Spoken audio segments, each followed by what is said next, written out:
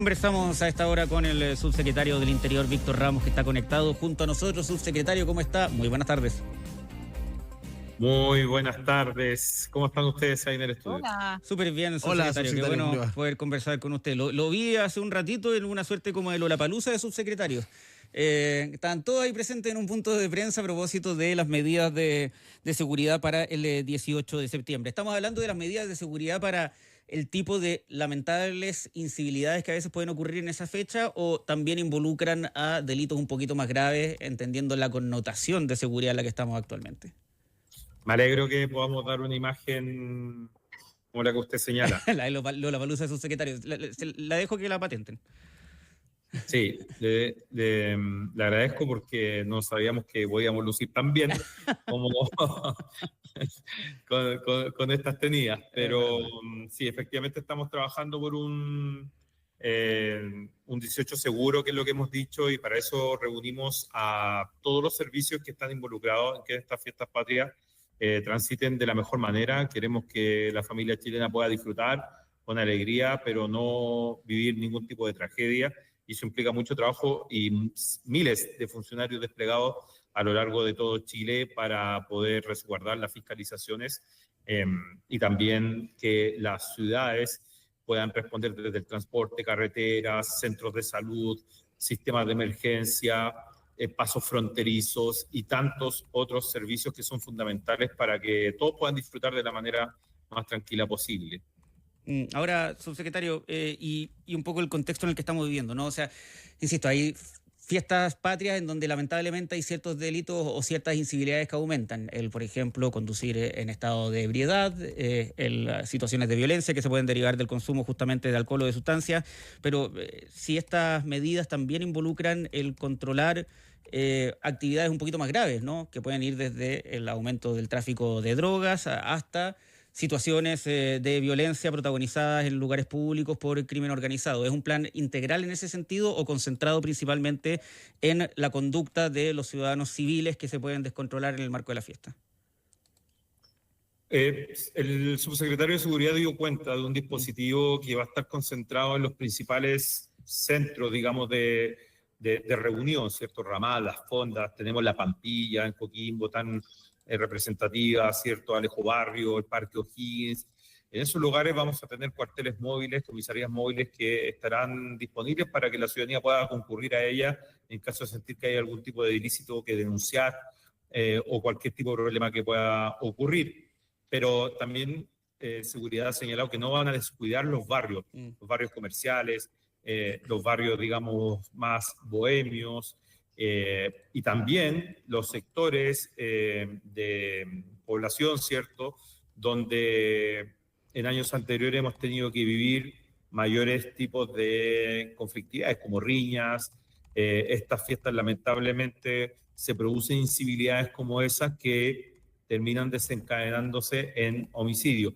Sobre el tema de droga y consumo, bueno, para ello la PDI va a estar desplegada también, como siempre, en diferentes partes del país, a propósito de las investigaciones que llevan a cabo, y por parte del resto de los organismos fiscalizadores, tanto salud como agricultura, han estado a través de la Subsecretaría de Salud Pública como desde el SAC, buscando, ¿cierto?, el origen de los alimentos que vamos a consumir en esta fecha, al mismo tiempo de fiscalizar materias de contrabando o mal uso, digamos, de este tipo de mercancías que después pueden estar a disposición de los consumidores en mal estado. Pero la seguridad es un factor que permanentemente el gobierno se está ocupando, y para ello vamos a tener todos estos dispositivos, tanto móviles y circunstanciales, ¿cierto?, en los lugares de mayor concurrencia, sin descuidar en ningún caso aquellos lugares que desde el plan Calles sin Violencia han logrado identificar como los más complejos. Y eso involucra todo tipo de ilícitos, sin duda, del cual estarán las policías atentas a atrapar. Subsecretario, déjeme cambiarnos de tema. Están en medio de la consulta indígena, que es un proceso muy importante para la macrozona sur. Pero ¿cómo se convive con eso y con los hechos de violencia que hemos visto en las últimas semanas en esta misma zona? Durante los 4 años hemos convivido con una región que no es fácil, ¿no? Yo siempre digo como cualquier observador externo que viene y analiza el conflicto que tiene el Estado de Chile en esa zona desde hace tanto tiempo, más de siglo y medio, y el origen de la violencia desde 1997 en adelante, sabemos que de alta complejidad. Lo que nosotros hemos estado construyendo como Ejecutivo es una ruta de Estado por la cual puedan transitar el resto de los gobiernos independientes del color político, y eso implica diálogo para poder resolver los problemas históricos, principalmente de tierra. Al mismo tiempo implica una mayor inversión en la zona de gran rezago y mucha ruralidad, que sin la presencia del Estado no va a lograr tener un impulso y salir de ese lugar de pobreza que muchas veces es caldo de cultivo para otro tipo de ilícitos.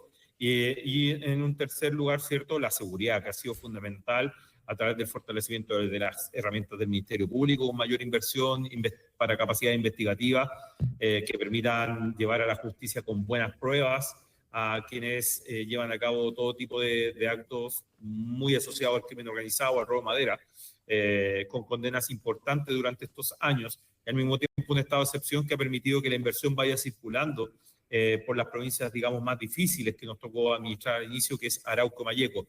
Así ha sido la realidad durante todos estos años, y estos 4 años jamás, ningún solo mes, hemos estado sin diálogo, sin un vínculo, digamos, con las diferentes comunidades en los lugares más complejos. Así que convivir y esta consulta y la manera en que se convive durante este tiempo no es algo novedoso para nosotros. Siempre que hay algún tipo de nueva iniciativa se producen tensiones, desconfianzas, pero que con el tiempo terminan diluyéndose y comprendiendo el fondo de lo que estamos proponiendo. Nos pasó con el informe de la Comisión Presidencial para la Paz y el Entendimiento hace poquito, y vimos cómo al principio se produjeron muchas reacciones adversas, pero después hubieron bastantes reacciones a favor. O sea, ¿usted cree que puede haber efectivamente una reacción como adversa en este hecho específico y otros a ciertas acciones como la consulta indígena, como le preguntaba ayer, que ustedes hacen el cruce? ¿Con eso sí o no? Se lo pregunto porque efectivamente dentro de las tierras que buscan reivindicar ciertos pueblos y que están hoy día justamente cuestionadas o consultadas en esta consulta, están algunos predios forestales. Sin duda. No, yo dije adversa el informe de la Comisión Presidencial para la Paz y el Entendimiento. Sobre la consulta dije que siempre hay una desconfianza sobre lo que se va a consultar, y cuesta, que también lleva tiempo, que todas las comunidades puedan acceder al fondo de lo que se está consultando, y por eso ahora hemos recogido las actas de más de 66 encuentros que se llevaron a cabo. Eso tiene una participación de casi 3.500 personas, y donde vamos a poder identificar de mejor manera cuáles son las desconfianzas que existen para que podamos revertirlas, informar lo que corresponda, digamos, para poder avanzar. Pero a lo que me refiero también es que habitualmente nos pasa, y nos va a seguir pasando, y a cualquier gobierno le va a pasar, que al inicio siempre aparecen las desconfianzas, que basados en el principio de buena fe, tenemos que ser capaces de ir diluyendo con más información, con más diálogo, como lo hemos venido haciendo durante todo este tiempo. Estamos conversando con el subsecretario. No digo que sea fácil para nada, para nada. De hecho, siempre digo, es de lo más difícil que hay. Y yo creo que en esto coinciden, si usted le pregunta a las personas que estuvieron en la comisión, yo converso mucho con el exministro Alfredo Moreno, y cuando usted le pregunta al exministro, también te dice siempre, esto es de lo más difícil que hay. Y es así de complejo. Y nosotros para nada le bajamos el perfil a eso. Estamos conversando con el subsecretario del Interior, Víctor Ramos. Estas preguntas, además, y para aclarar, se las hacemos porque también fue secretario de la Comisión para la Paz y el Entendimiento, ¿no? O sea, es una persona que trabajó directamente con los equipos que se dedicaron a redactar este informe, estas sugerencias eventualmente al Ejecutivo, entre ellas la misma consulta indígena. Subsecretario, ¿qué es lo que viene en ese aspecto? Porque, claro, entre peticiones que vienen incluso del oficialismo de pausar esta consulta indígena, también algunas comunidades, estaba revisando declaraciones que le dan a cooperativas, dicen que esta primera etapa de la consulta fue un fracaso, otras dicen que hubo una falta de representatividad, que el gobierno subestimó a las comunidades. ¿Qué es lo que se viene a propósito de estos encuentros que usted dice que se mantuvo para recoger justamente opiniones en el contexto de la consulta indígena? Sí, mire, yo en política he aprendido a desconfiar de los titulares tan rotundos, sobre todo cuando las cosas son difíciles, complejas y tienen muchos matices. La consulta se lleva a cabo en 4 regiones muy diversas. No es lo mismo la provincia de Arauco que la Isla Grande de Chiloé. Son realidades súper distintas, responden a procesos históricos de ocupación del Estado de Chile muy distintos y tienen títulos distintos que son reclamados de manera distinta en la CONADI. Por lo tanto, es importante que una declaración de una comunidad en una comuna, por ejemplo, como Purén, que puede tener 150 comunidades, no se traduzca en la totalidad de la posición que tienen las comunidades. El pueblo mapuche nunca ha tenido una sola representación, son más bien desde una lógica más parlamentaria, si se quiere. Tienen mucho liderazgo a lo largo de las 4 regiones y con ellos vamos a seguir conversando. ¿Qué es lo que viene? Efectivamente, recoger el acta, ver dónde están las desconfianzas y la falta de información que pudiera ocurrir y desplegar una estrategia de mayor profundización sobre los contenidos, con calma y con tranquilidad, dando espacio a que ellos puedan deliberar también de forma autónoma sin la presencia del Estado o del gobierno. Porque estamos en una fase de planificación, todavía no se pasa al fondo del tema. Y por lo tanto lo que viene es nuestra persistencia en el diálogo, nuestra persistencia en proponer caminos. Se ha dicho mucho que esto es impuesto, y yo le quiero decir que nosotros lo que recogimos durante el 2022-2023 es que las comunidades nos pedían ponernos de acuerdo a las fuerzas políticas que pudiésemos llegar a gobernar el país en una propuesta que ofrecerles para resolver la acumulación de deuda que está en la CONADI. Y eso fue lo que hicimos. Y esa propuesta ahora se pone a disposición de la deliberación del pueblo mapuche. Y ellos podrán aprobar, observar, criticar, rechazar la propuesta. Y por lo tanto, pero para poder llegar a esa fase necesitamos afinar muy bien que todos estemos en las mismas condiciones de comprensión de lo que es la propuesta y el fondo del asunto, y nosotros la flexibilidad necesaria para adecuarnos a los tiempos y a los ritmos que cada una de estas provincias, que son muchas, son 11, solamente en la Araucanía tenemos 31 comunas, ¿cierto? En la provincia de Arauco 7 comunas, entonces son muchos territorios en los cuales estamos tratando de llegar, y adecuarnos a esos ritmos también es un esfuerzo importante que estamos decididos a realizar.